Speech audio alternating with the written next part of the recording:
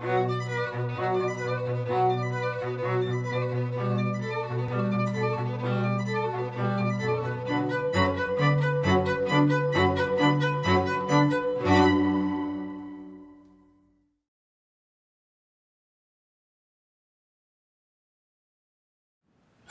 la France, depuis le XIXe siècle, est un territoire d'immigration.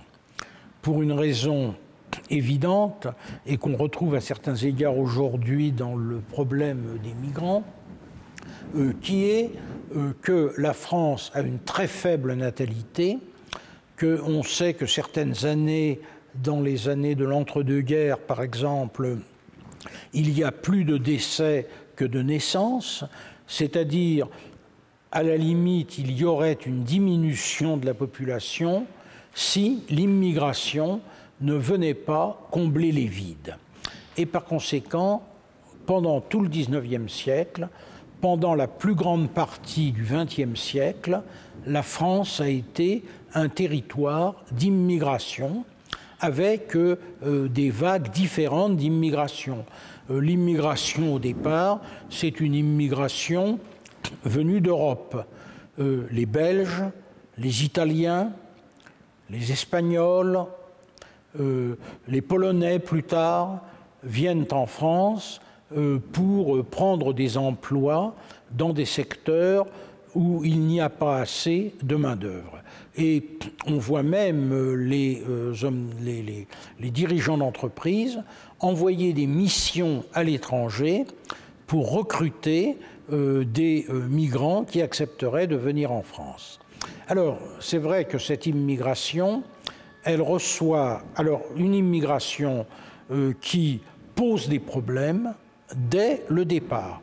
Il y a en particulier, vis-à-vis des Italiens, Pierre Milza a étudié cela de très près, des émeutes extrêmement violentes, des chasses aux Italiens, les Italiens sont molestés, certains sont même assassinés, et en particulier ce sera le cas après l'assassinat par un anarchiste italien du président Sadi Carnot à la fin du XIXe siècle. Il y aura des émeutes à ce moment-là dans la région lyonnaise et dans le Midi, et où la population meurtre la chasse aux Italiens. Mais finalement, ces migrants vont assez vite s'assimiler, et par conséquent, la plupart deviennent assez vite français.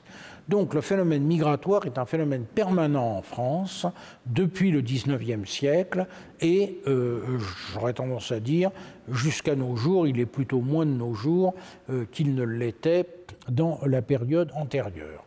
Mais à chaque fois, et en particulier lorsqu'il y a des crises économiques, l'immigration fait naître des problèmes avec l'idée assez fausse dans son principe que les migrants prennent la place des Français dans des emplois qui réduisent les Français au chômage.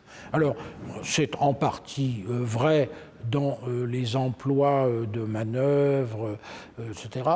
Ça ne l'est pas dans beaucoup d'autres cas. Mais il n'en reste pas moins que l'immigration est un phénomène permanent et qu'on voit par exemple dans les années de l'entre-deux-guerres, la presse en particulier de droite déclarer que ces migrants deviennent des brigands, noter qu'un certain nombre d'étrangers sont impliqués dans des vols ou dans des crimes de sang et par conséquent ça entretient un courant de xénophobie à l'intérieur du pays. Alors, après la Seconde Guerre mondiale, le phénomène est un peu différent quant à la nature des populations qui arrivent. Après les Espagnols et les Portugais, qui sont venus très nombreux dans les années qui suivent la Seconde Guerre mondiale, on verra, et le général de Gaulle encouragera le mouvement, une immigration maghrébine très importante en France. Et puis, elle sera suivie un peu plus tard, vers la fin du siècle, d'une immigration venue d'Afrique noire. Donc la France a continué à être un pays d'immigration avec toujours les mêmes problèmes que font naître les migrants, c'est-à-dire des phénomènes de xénophobie qui se développent, et en particulier lorsqu'il y a crise.